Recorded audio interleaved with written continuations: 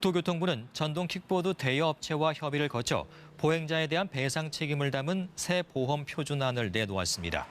표준안을 보면 전동 킥보드의 기기 결함뿐 아니라 이용자 과실 상황에서도 대인은 4천만 원 이하, 대물은 1천만 원 이하 수준에서 피해 금액을 보상받을 수 있습니다. 안녕하세요. 셀프보험 처리팁입니다. 이번 영상에서는 전동 킥보드와 사고가 났을 때 어떻게 조치를 해야 하는지 알려드리겠습니다. 앞에 KBS 뉴스 영상에서 봤듯 대여 업체에서 영업배상 책임보험으로 보상을 하고 있지만 보험 미가입 업체나 가입이 되더라도 실제로 보험 처리 받기 어려운 경우들이 많습니다. 피해는 내가 입었지만 무작정 내 돈으로 다 처리를 해야 하나 생각이 드실 텐데 킥보드에 치여 다친 보행자가 자동차 보험 계약자일 경우 무보험차 상해 특약으로 치료비를 받을 수 있습니다. 또 피해 보행자가 자동차 보험 계약자가 아니어도 부모나 자녀의 자동차 보험, 무보험차 상해 특약으로 치료를 받을 수 있습니다. 내 자동차 보험으로 먼저 처리를 하고 보험사에서 킥보드 측에 구상을 하는 것이 가능합니다. 이번에도 금융감독원이 보도자료를 근거하여 객관적인 기준과 그에 따른 보험 약관 등을 통해 살펴보도록 하겠습니다. 금융감독원의 2020년 10월 22일 개인형 이동장치에 관한 약관 개정 보도자료가 공개되었습니다. 이는 도로교통법 개정으로 2020년 12월 10일부터 전동 킥보드가 신설된 개인형 이동장치로 분류되었기 때문입니다. 도로교통법상 개인형 이동장치란 원동기 장치 자전거 중에서 시속 25km 이하, 자체 중량 30kg 미만의 이동장치를 말하며 대표적인 것이 전동 킥보드입니다. 해가 거듭될수록 개인형 이동장치 사고는 많아지고 있으나 앞의 뉴스처럼 보험 처리를 제대로 받기가 어렵거나 또는 가해자 측의 경제력 때문에 보상받지 못해 피해자만 손해를 보는 구조가 발생하다 보니 피해자를 보호하기 위해 무보험 자동차 상해로 보상을 받을 수 있게 되었습니다. 다만 개인형 이동장치와 사고가 났을 때는 상해 피해 시 대인원 한도까지만 보상이 가능합니다. 경미한 사고의 경우 14읍이 많기 때문에 대부분 50만원 한도로 생각하시면 될 것 같습니다.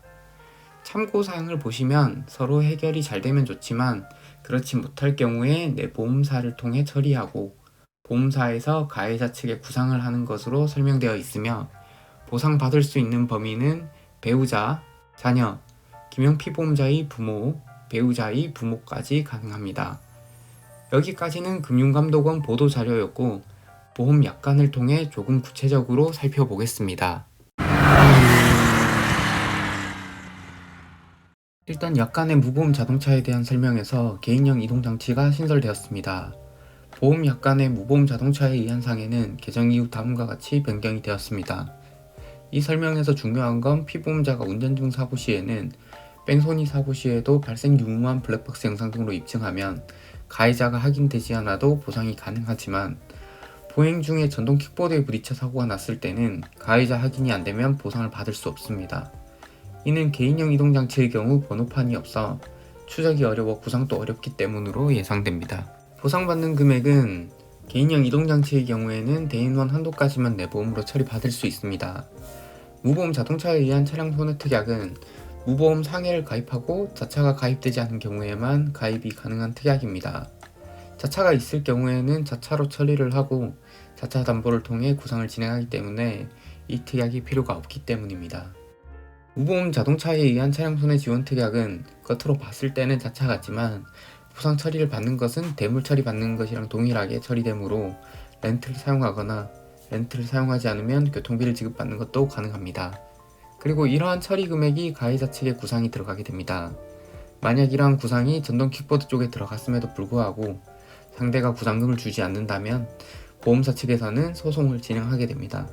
소송에 대한 비용은 방어비용으로서 보험사에서 부담하여 진행하므로 걱정하지 않으셔도 됩니다. 다만 이러한 부분들을 진행하기 위해서는 다음과 같은 서류들을 요청할 때 보험사의 보상 담당자 협조에 잘 따라주셔야 합니다. 보통은 경찰서에 신고한 뒤 교통사고 사실 확인원과 차량의 수리비 견적서, 병원의 진단서 등을 제출하시면 보험사에서 구상에 대한 부분을 도와줍니다.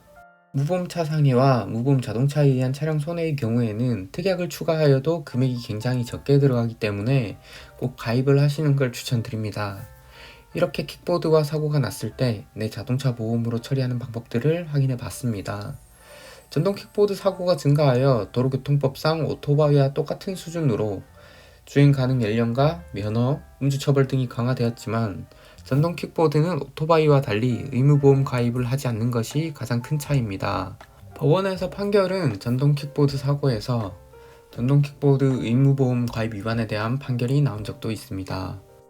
하지만 전동 킥보드 운전자가 개인으로 가입할 수 있는 보험 상품은 거의 없으며 전동 킥보드를 타는 사람들도 상품이 있는지를 몰라서 가입을 안 하고 타기 때문에 현재 전동 킥보드가 사고가 날 경우 피해자가 손해를 봐야 하는 구조로서 이를 해결하려면 오토바이처럼 전동 킥보드의 보험 의무화가 필요할 것 같습니다. 오늘도 도움이 되셨다면 구독과 좋아요 부탁드리겠습니다. 감사합니다.